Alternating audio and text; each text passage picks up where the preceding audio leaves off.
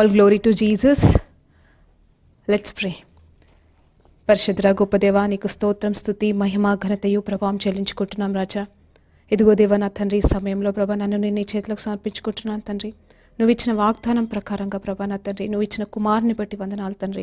ఇదిగో తండ్రి ప్రభా, ఎందు నిమిత్తమైతే యేసు ప్రభు ప్రభా నా తండ్రి జీవంగా వచ్చి ఉన్నాడో, మా కొరకు జీవాధిపతి అయి జీవించి మా కొరకు నూతనమైన ఎటర్నల్ లైఫ్ని ఇచ్చాడు. అందు నిమిత్తమై ప్రభా మేము పరిగెత్తుటకు, అందులో మేము నివసించుటకు, అందులో ప్రభా మేము అవును ప్రభా నా తండ్రి అందులో మేము తగ్గించుకొని ముందుకు సాగుటకు మీరు మాకు ఇచ్చిన గొప్ప కృప సత్యాన్ని బట్టి మీకు వందనాలు తెలియజేసుకుంటున్నాను తండ్రి. ఇదిగో దేవా నా తండ్రి, ఈ సమయంలో నన్ను నేను మరొక్కసారి సమర్పించుకుంటున్నాను తండ్రి. ఇదిగో హోలీ స్పిరిట్ వెబ్ టీవీ తరపు నుండి ప్రభా నేను చేయబోతున్న ఈ పరిచర్యని ప్రభా జ్ఞాపకం చేసుకోండి ప్రభా. ఇది మీరు నాకు ఇచ్చిన ప్రభా నా తండ్రి గొప్ప ఆశీర్వాదపు ప్రభా నా తండ్రి అవకాశముగా ప్రభా నా తండ్రి ఎవరికి లేని యోగ్యతని ప్రభా అవసరతని ప్రభా నా తండ్రి నాకు ఇచ్చి ఉన్నారు ప్రభా. ఇది కేవలం మీ పని అయి ఉంటుండగా ప్రభా, నా పని భారమంతా మీ మీద పెడుతుండగా మీరే చూసుకోమని అడుగుతూ ఇదిగో తండ్రి వెబ్ టీవీని అంతా కూడా మీ చేతిలోకి సమర్పించుకుంటూ నీ పరిశుద్ధ ఆత్మ కుమ్మరింపుడు మా అందరిలో దయచేయమని అడుగుతూ ఇదిగో తండ్రి యజమానుడైన ప్రభా, దీనికి యజమానుడిగా ఉన్న పాస్టర్ క్రీస్తురాజన్ గారిని కూడా దీవించండి, అభిషేకించండి ప్రభా. పని చేస్తున్న వారందరినీ కూడా మీరు దీవించి ఆశీర్వించమని అడుగుతూ నజరేయుడైన యేసు ప్రభు నామములో ఈ ప్రార్థన అడిగి వేడుకుంటున్నాం తండ్రి, ఆమేన్. మరి ఆది కాండంలో మరి దేవుడు మొదటిగా మరి ఆకాశాన్ని భూమిని అంతగా సృజించిన తర్వాత మరి సూర్య చంద్రులను సృష్టించాడు, మరి జీవరాశులన్నింటిని సృష్టించాడు, చెట్లని మరి అన్నిటినీ సృష్టించిన తర్వాత మరి దేవుడికి ఏదో వెలుతిగా అనిపించి మరి చివరిగా మట్టితో ఆదామును తయారు చేశాడు. తనతో అంత మాత్రం ఆగకుండా ఆదాముకు తోడుగా ఉండాలని చెప్పేసి అవ్వను కూడా క్రియేట్ చేశాడు, తయారు చేశాడు. మరి తన చేతితో క్రియేట్ చేసి తన జీవాన్నే మరి ఆదాంలోకి ఇచ్చినప్పుడు తన ఆత్మగా మారిపోయాడని చెప్పబడుతుంది. మరి ఆత్మ ఎక్కడి నుండి వచ్చిందంటే యేసు ప్రభు నుండి వచ్చిన ఆత్మ, మరి దేవుడి నుండి వచ్చిన పరిశుద్ధ ఆత్మ మరి ఎక్కడ ఉందంటే ఇప్పుడు ఆదాంలో ఉంది, అవ్వలో ఉంది. కానీ మరి ఆదాము పాపం చేసినప్పుడు, పాపంలో పడిపోయినప్పుడు మరి ఆ జీవాత్మ నుండి దూరం అయిపోయాడు. మరి ఆ ఆత్మని ఎలా తిరిగి పొందుకోవాలి, మరి ఆ ఆత్మలోనికి మనం ఎలా వెళ్ళాలి, మరి ఆదం ఎలా అది పునరుత్థాన జీవితంలోకి ఎలా వస్తాడు, మరి రిజరక్షన్ లైఫ్ అనేది ఎలా వస్తుంది అని మరి ధ్యానించాల్సిన అవసరత మనకు ఎంత ఉంది. మనం కూడా మనుషులమై ఉన్నాము, నిత్యము ఏదో ఒక విధంగా ఏదో ఒక రకంగా పాపం చేస్తూనే ముందుకు వెళ్ళిపోతూనే ఉన్నాము. కానీ మనకి అది తిరిగి మళ్ళీ ఆ నిత్య జీవంలోకి వెళ్ళగలుగుతామా లేదా, ఇంకా మేము ఇంతే, మా లైఫ్లు ఇంతే, మా జీవితాలు ఇంతే అని మనం ఆగిపోతున్నామండి.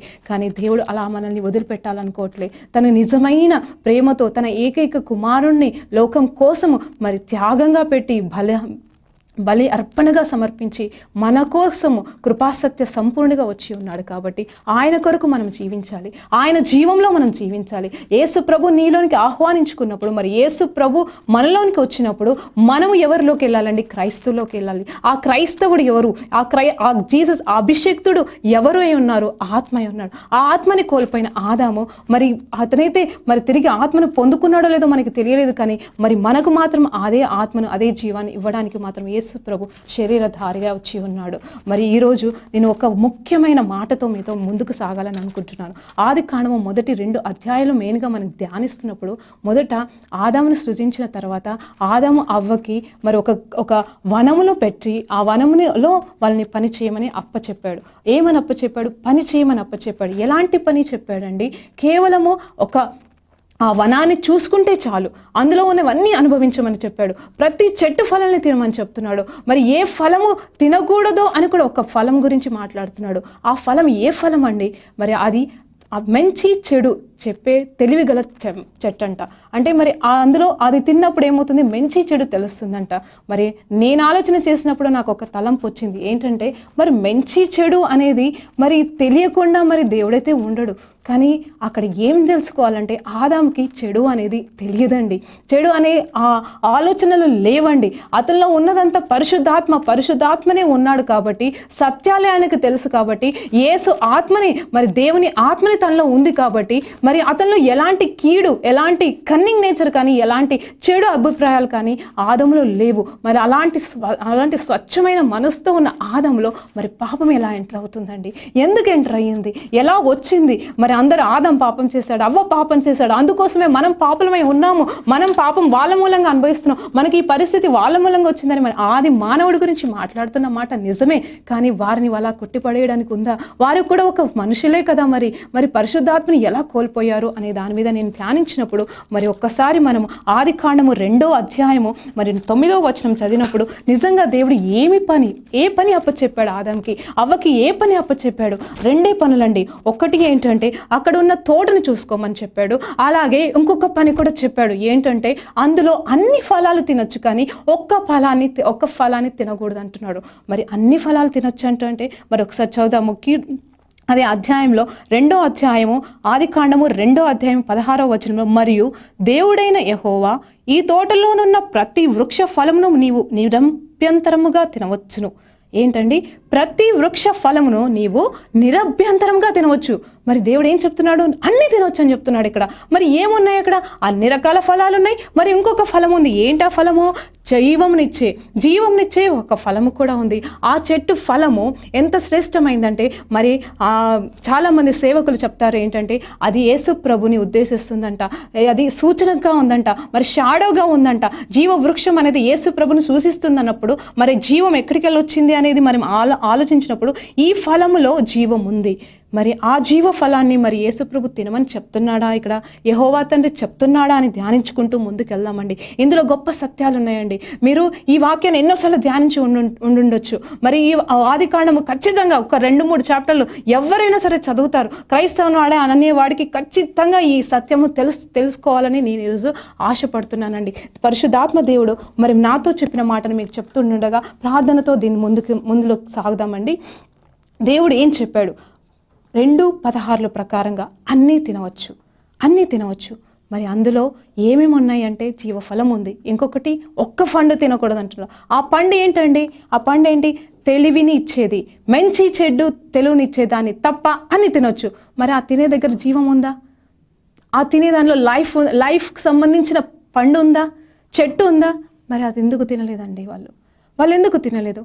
మరి అది తింటే జీవం వచ్చినట్టే కదా. మరి ముందుకు సాగినప్పుడు 3వ అధ్యాయంలో వెళ్తున్నప్పుడు మరి ఎలా మోసపోయారు? ఎందుకు మోసపోయారు? మరి ఎందుకు అసలు ఆ సమయంలో వారికైతే వాళ్ళున్న చోటికి సాతానికైతే ఎంటర్ కావాల్సిన అవసరతే లేదు. వారు దేవుడి సన్నిధిలో ఉన్నారు, దేవుని మహిమతో నింపబడి ఉన్నారు ఇద్దరు కూడా, ఆదాము అవ్వ. మరి ఎందుకు సాతాను ఎంటర్ అయ్యాడు? అసలు సాతాను ఎందుకు ఇక్కడ జోక్యం కల్పించుకోవాల్సి వచ్చింది? ఆ పరిస్థితి ఏంటి అని ఆలోచిస్తే నిజంగా చూస్తే ఒక్కటండి, ఎప్పుడైతే ఆదాము హవ్వ ఆ జీవ వృక్షము నుండి ఫలాన్ని తింటే వాళ్ళకి ఇంకా మరణం లేదండి. ఆ సత్యము గ్రహించలేకపోయాడు ఆదాం అవ్వ. అది అజ్ఞానం కాదండి, తెలియనితనం కాదు. మరి దేవుని మహిమలో ఉన్నవారే, దేవుడితో ఉన్నవారే మరి ఎందుకు కోల్పోయారో మనకు తెలియదు, కానీ అది మిస్ అయిపోయాడండి. దేవుడు ఏం చెప్పాడు? నిజం చెప్పాలంటే అది తినమని ఇచ్చేసాడండి. ఫ్రీ విల్ ఇచ్చాడు మనిషికి. ఆదాంకి ఫ్రీ విల్ ఇచ్చాడు. ఎలాంటి ఫ్రీ విల్ ఇచ్చాడంటే ఆ జీవ వృక్షపు ఫలాన్ని తినడానికి 100% అండి. కొంచెం కూడా ఆజ్ఞ కాదు. మరి ఈ పండు తిన్న తర్వాత ఆ పండు తినండి, లేకపోతే ఇవన్నీ ఫలాలన్నీ తిన్న తర్వాత దాని దగ్గరికి వెళ్ళండి, ఆ చెట్టు దగ్గరికి వెళ్ళాలని చెప్పాల. కానీ మిగతా వాటితో పాటుగా ఆ జీవ వృక్ష ఫలమును కూడా తినవచ్చు అని ఆజ్ఞలాగా చెప్పినాడు. కానీ ఆదాము అవ్వలు అది తినడానికి కూడా ఆలోచించలేదు. అసలు దాని దగ్గరికి వెళ్ళారో లేదో కూడా తెలియదు. మరి వాళ్ళు చూసారో లేదో, ఉండడం మాత్రం అదే వనంలో ఉంది. మరి కానీ వాళ్ళకేది కనిపిస్తుంది? మరి ఆ మంచి చెడు కనిపించేదే, మంచి చెడును గుర్తించేదే కనిపిస్తుందండి. మరి దాని గురించి ఒక్కసారి మనం ఆలోచన చేద్దాము. మరి అవ్వకి తెలియని సత్యము, ఆదాముకి తెలియని సత్యము మరి సైతానికి తెలిసి ఉన్నదండి. ఎందుకంటే వాడు మోసకరంగా ఉన్నాడు. ఒక్కసారి ఆలోచన చేద్దాము. మరి ఎవరి ద్వారా పాపం వచ్చింది అంటే పాము ద్వారా అంటారు. సర్పెంట్ అంటున్నారు. పాము ఎక్కడికి వెళ్ళి వచ్చింది? మరి పాము కూడా ఈ దేవుడు తయారు చేసిందే కదా.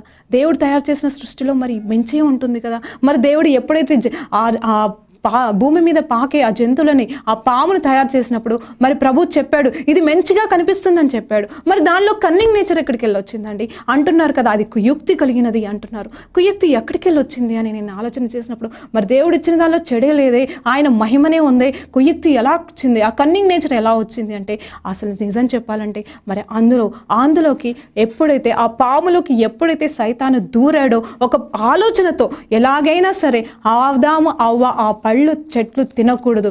ఏ రోజైతే వాళ్ళు ఆ పళ్ళపు ఆ చెట్టు పళ్ళని తింటారో ఆ దినమున వారు నిత్య జీవం పొందుకుంటారు. ఇక మీదట వారు మరణం అనేది ఉండదు, నాలాగా వాళ్ళు నరకంలోనికి ఉండరు అని చెప్పేసి ఎప్పుడైతే సైతాను గ్రహించిందో వెంటనే వారిని మోసం చేయడానికి ముందుకొచ్చిందండి. మరి మనం ఆలోచన చేస్తే ఆ అధ్యాయంలో 3వ అధ్యాయం, మరి ఆదికాండము 3వ అధ్యాయంలో చూసినట్టయితే మరి ఎక్కడికి వెళ్ళిందండి? ఫస్ట్ అవ్వ దగ్గరికి వెళ్ళింది. మరి అవ్వ దగ్గరికి వెళ్ళాల్సిన అవసరం ఏముంది? ఆదాం దగ్గరికి ఎందుకు వెళ్ళలేదు? యజమానుడు పడిపోతే మరి బలహీనమైపోతుంది కదా అవ్వ, మరి యజమానుడి దగ్గరికి వెళ్ళకుండా మరి అవ్వ దగ్గరికి ఎందుకు వెళ్ళింది? మరి అందరైతే అనుకుంటారు, ఏమనుకుంటారంటే బలమైన దేవుడైతే ఒక స్త్రీని బలహీనమైన ఘట్టంగా చూస్తున్నాడు. మరి ఎందుకు బలహీనమైన ఘట్టం దగ్గరికి సైతాన్ వెళ్ళవలసి వచ్చింది? అది కూడా మనం ఆలోచన చేయాలండి.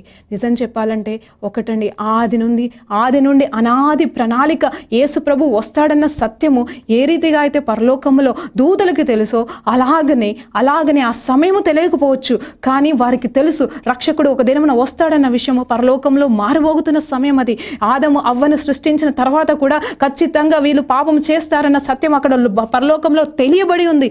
అందుకోసమే ఖచ్చితంగా ఒక కుమారుడు రాబోతున్నాడు, ఆ కుమారుడు స్త్రీ నుండి రాబోతున్నాడు. కాబట్టి ఆ స్త్రీ ఎవరు అనేది ఎవరికి తెలియదు. కాబట్టి సైతాన్ అనుకుంటుంది అది అవ్వనే అయ్యుండొచ్చు, అవ్వనే మోసపరిస్తే ఇంకా యేసు ప్రభు రాలేడు అనే సత్యము అనే ఆలోచన ఆ సైతానికి కలిగి ఉంది. అందుకోసమే అవ్వనే పట్టుకుందండి, ఆదాంని కాదు. ఎందుకంటే ఆదాంని పట్టుకుంటే అక్కడ పరలోకంలో ఉన్న సత్యం ఏంటంటే స్త్రీ నుండి, ఒక కన్యక స్త్రీ నుండి రాబోతున్నాడు పరలోకం నుండి ప్రభు అని సత్యం తెలుసు. కాబట్టి ఆ సత్యము తెలుసుకున్న సాతాను మరి అవ్వ నుండి వెళ్ళిందండి. మరి మనమైతే లోకంలో అందరం ఒకటే మాట అంటాము, అవ్వ అవ్వ అవ్వ అని చెప్పేసి అవ్వను దూషిస్తూ ఉంటారు. మరి కొంతమంది అయితే మా స్త్రీలు ఇంకా సేవలకి రావద్దు, ఎందుకంటే వాళ్ళు తప్పులు చేస్తూ ఉంటారు, వాళ్ళ మూలంగానే అవ్వ మూలంగానే అంటున్నారు. కానీ నిజమైన సత్యం ఏదంటే మోసపోయిందండి, అవ్వ మోసపోయింది. అంతేకాని నిజం చెప్పాలంటే అవ్వలో ఎలాంటి కీడు లేదండి. తను కూడా యేసు ప్రభు స్వరూపంలో ఉండాలనే ఆలోచన కలిగి ఉన్న దేవుని బిడ్డనండి, దేవుని హృదయంలో ఉన్నదండి. తన ఒక స్త్రీని గొప్పగా తయారు చేశాడండి దేవుడు. మరి ఎంత చక్కగా తయారు చేశాడంటే తన ఆలోచన పెట్టి, తన మనస్సు పెట్టి మరి తయారు చేశాడండి అవ్వని. అది ఆదాంకి తోడుగా ఇవ్వడానికి. అతని నుండి మరి రాబోతున్న భార్య గురించి ఆదాంకి తెలియదు, కానీ ఎలా భార్యను తీశాడో దేవుడికి మాత్రమే తెలుసండి. మరి అలాంటి అవ్వను మోసం చేయడానికి మరి ఎలా అయితే కుయుక్తితో వచ్చింది సాతానండి. సాతాను పాము కుయుక్తి కలిగింది కాదండి, కానీ సాతాను కుయుక్తితో పాములోనికి చొరవపడి మరి అవ్వతో మాట్లాడింది. ఏమంటుందండి అక్కడ?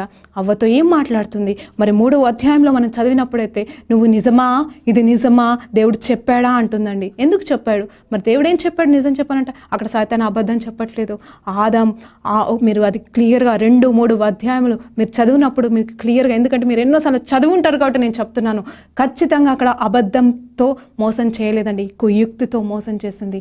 అప్పుడు కూడా సైతాన్ గడు మనకి సత్యాలు చూపిస్తూనే అబద్ధంలోకి నడిపిస్తాడు.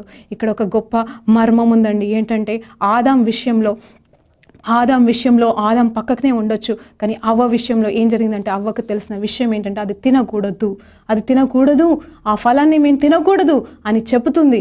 అంటే తను పాటించాలని ఇష్టపడుతుందండి, అక్కడ ఇష్టపడుతుంది. కానీ ఎప్పుడైతే సాతాను పాము రూపంలో వచ్చి చెప్తున్నాడు అది ఏమీ కాదు, అప్పుడు మీరు దేవుని స్వరూపం వస్తుంది మీకు, అందుకోసమే అలా చెప్పాడు అంటున్నాడు. మరి నిజం చెప్పాలంటే అక్కడ వాక్యం క్లియర్గా ఉంటుంది.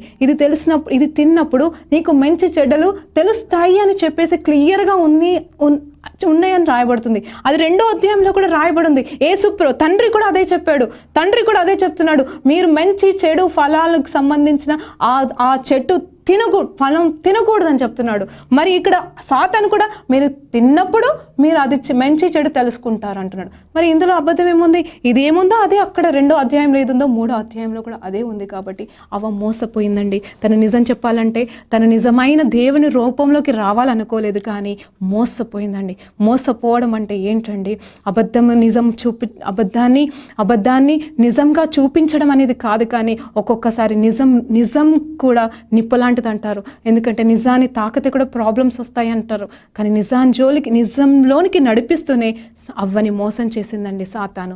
మరి ఇంకొక మాటలోనికి వెళ్ళిపోదాము. మరి ఆదాం ఎందుకు తప్పిపోయాడు, కారణం ఏంటి అనేది మేము ఎప్పటివరకు ఆలోచిస్తే అసలు నిజం చెప్పాలంటే ఆదాం ఏం తినాలి, ఏం తినకూడదు అనేది ఆదాంకి క్లియర్గా అప్పచెప్పబడింది. కానీ తినకూడదు అనే దాన్ని మరి అవ్వ చేత పొందుకొని తిన్నాడు. మరి ఇప్పుడేం చేయాలండి మనము? అలా పాపమైతే వచ్చేసింది. మరి మన పరిస్థితి ఏంటి? పాపం నుండి అయితే మనం తప్పించుకోలేము. మరి పాపం నుండి తప్పించుకోలేము, కానీ మన నిత్య జీవం మాత్రం మనకి కావాలి అంటే మరి ఏం చేయాలి? ఆ టైంలో యేసు ప్రభు నిజమైన ద్రాక్షావళిలాగా మరి జీవాన్నిచ్చే వృక్షపు తోటలోనికి వచ్చి మరి ఆయన ఫలంగా మనకి సమర్పించుకున్నాడు. తన శరీరాన్ని సమర్పించాడు. తన ఎలాంటి జీవాన్ని జీవించాడంటే ఒక సామాన్యమైన మనిషిలాగా నీ వలె నా వలె వచ్చి ఉన్నాడు. ఒక ఆదాము ఎలా అయితే భూమి మీద పుట్టాడో ఆ రీతిగా పుట్టలేదు, కానీ ఒక సామాన్య మనిషి మరి ఆదాం తర్వాత వచ్చిన కుమారుడు ఎలా వచ్చారో ఆ రీతిగా పుట్టి తన ముందుకు సాగాడండి. ఒక 30 సంవత్సరాలు అంటే మాటలు కాదండి. ఆ వయసులో మరి తెలియని తప్పంటూ ఉండదు, చేయని పాపం అంటూ ఉండదు. ఒక మనిషి 30 సంవత్సరాలు జీవించాడంటే ఇంకా అతను చేయకుండా ఉండే తప్పంటూ ఏది ఉండదంటండి. అలాంటి జీవితాన్ని 30 సంవత్సరాలు లోకంలో ఉండి కూడా ఎలాంటి పాపాన్ని కూడా తాకకుండా, పాపంలో ఉండకుండా ముందుకు నడిచాడంట. మరి అలాంటి గొప్ప దేవుణ్ణి మనం ఈరోజు కలిగి ఉన్నాము. మరి ఆయన మన కోసం వచ్చి ఉన్న దేవుడు ఒట్టిగానే లేడండి. యేసు ప్రభుగా వెళ్ళిపోయాడేమో, కానీ క్రైస్ట్గా మరి అభిషక్తుడిగా మనలో పరిశుద్ధాత్మగా మనలోనికి వచ్చి ఉన్నాడు. ఆదాము కోల్పోయిన అదే ఆత్మని మనకు తిరిగి ఇచ్చి ఉన్నాడండి. కానీ ఆ రోజు ఏ రీతిగా అయితే ఆదాముకి మరి ఇచ్చాడో, మరి ఫ్రీ విల్ని ఇచ్చాడో, అదే రీతిగా మనకి కూడా ఫ్రీ విల్ ఇచ్చి ఉన్నాడు. క్యాటర్పిల్లర్ ఇష్టం లేదు, ఎవరికి ఇష్టం లేదు, నాకు ఇష్టం లేదు, ఎవరికి ఇష్టం లేదు, కానీ బటర్ఫ్లై అయితే సంతోషిస్తాం.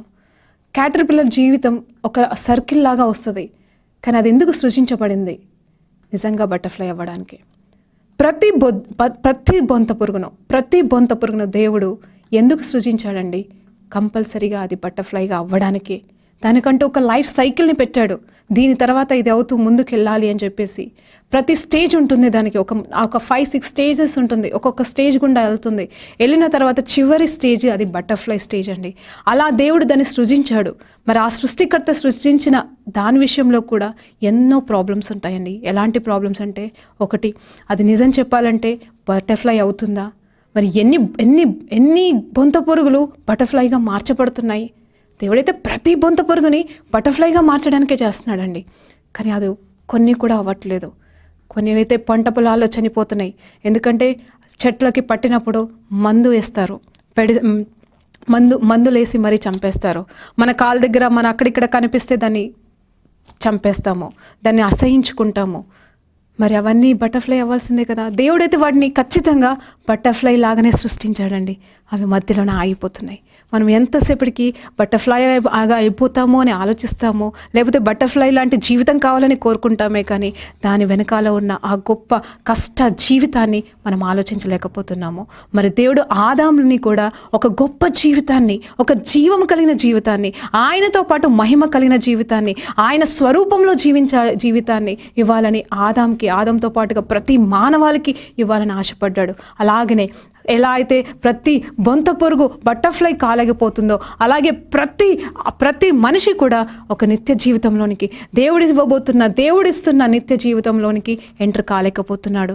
మరి మనిషికైతే ఫ్రీ విల్ ఇచ్చాడు.